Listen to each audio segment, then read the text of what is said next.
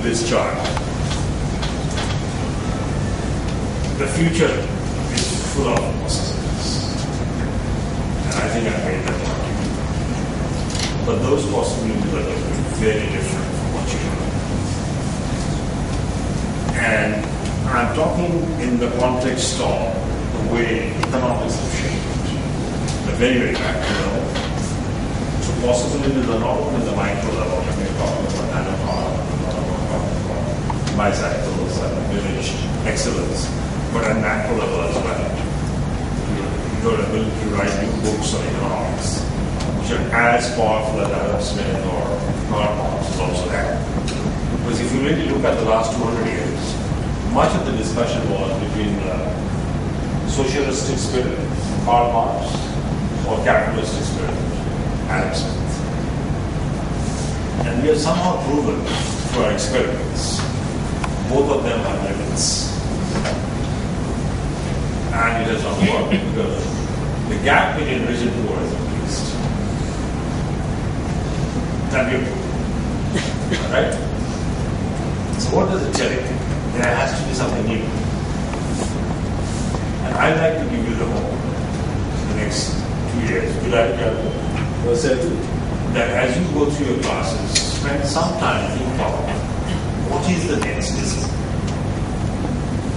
beyond capitalism and socialism. Why you have to reserve yourself between these two extremes, which were only war. Adam Smith wrote his book Wealth of Nations in 1776, the year the United States became free. The name of the book, he wrote 2 books, by the way. Inquiry into Nature, it's all nature related, and Moral Sentiments, Morality, what is fair. Out of that came the famous book, Wealth of Nations. And that led the ground rules of what we call capitalism. Now, 100 years later, another German within Paris, Germany, and London, Karl Marx, wrote Socialism, and the famous book, Last Capital. Read the book.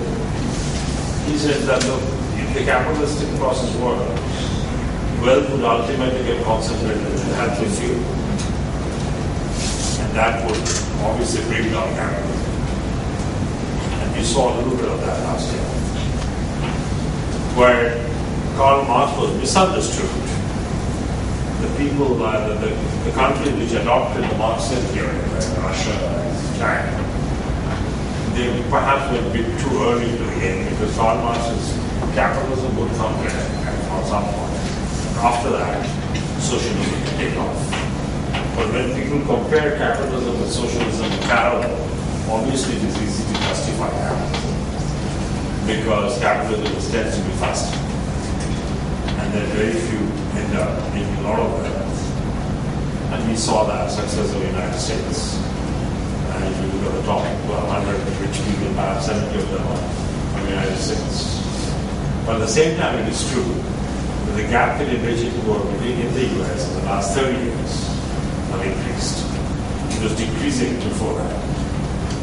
But in the last 30 years, the gap between rich and poor, even in the United States, has increased.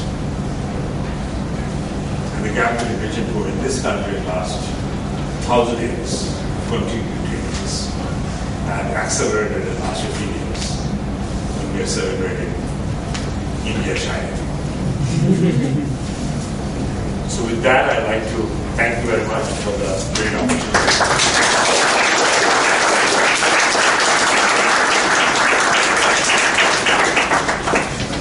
Take some questions. Most certainly. That's what I stood up to ask. We started with questions, we'll end with questions. Did I bore you or did you find it interesting? But therefore, do you see a bigger synthesis of the liberal arts and sciences? Absolutely, I do. Very much. Which is?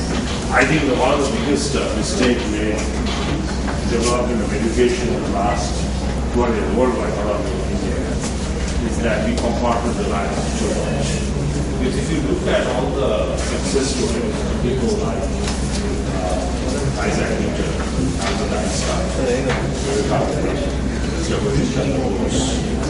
They were all liberal arts only. The liberal arts allows you to romanticize the life. Engineering brings the discipline.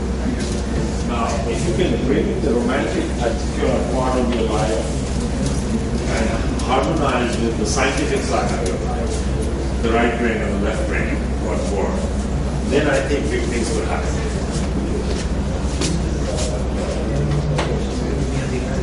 The next slide. Oh, I see. We can switch off, please.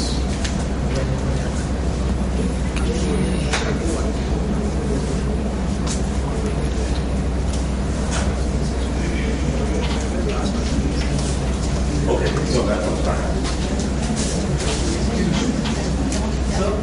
So, as we saw, like 2000 years, we went 2000 years behind and we went 25 years ahead.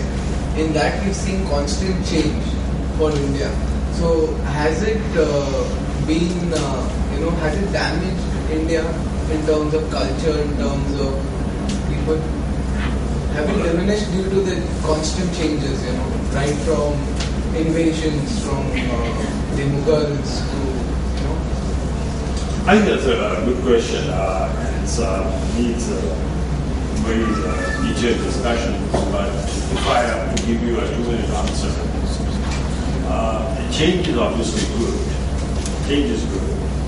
When Alexander the Great came to this country, with him came some of the Western ways of thinking. But unfortunately, what India missed over the years, that when the kings were fighting with each other, one side always joined the invading, which means there was a fundamental lack of love for the country. So that part has remained constant, unfortunately. The patriotic spirit that when someone from outside is invading, I should in fact protect, and the kings should come together. Instead, they always chose the foreigner to beat the other king. In this case, was worse, right? In case of Alexander, and we have repeatedly seen that throughout history. So there's one basic message: that India never changed. India fundamentally has let down its country, powerful people in the country, whoever were the kings. In the process, the foreigners have come and invaded. Now, the second thing that India mismanaged, so I feel India didn't change. India was getting victimized. But the other thing would have happened, how could India embrace learnings? Like from the British, we could have learned the discipline part. My mother who grew up, and many of your grandparents or parents who grew up perhaps in the British system, she's always used to say that, look, things used to work. When you went to the bank, banks worked. The Calcutta trams used to work. They were clean. The police was well dressed. There was discipline. But why couldn't we learn? Why did we become so indisciplined? Police is indisciplined. They do not look like police. Their tummy is coming out and where's the fitness? I like to see every police is like James Bond. Scotland Yard. That was there in this country. So I feel the second area where we as a country have mismanaged ourselves, we did not really learn fundamentals. We pick up the solutions. We learn how to put on the tie, but we do not know how to design the tie. Someone asked me that, I'll give you a problem, particularly for women in this class. Very important. Second law. But this is only for women. But men are welcome to join. I was visiting a school. I do these are because I love this country. Somewhere in Uttar Pradesh. And it was all girls' school. And after the school, I was being dropped off to the guest house where I stayed. And I asked there was a girl in the car, and there's a lady, these are all girls. So I asked her, what is your biggest challenge? And she answered, she gave me a beautiful answer that, sir, I have to wear sari every day to the school because our headmistress is very strict. He wants us to wear sari. I said, that's very good. I love sari also. Why are you complaining against sari? It's very difficult to wear. It is messy. So I asked her, why don't you design something which looks like a sari but behaves like a trousers?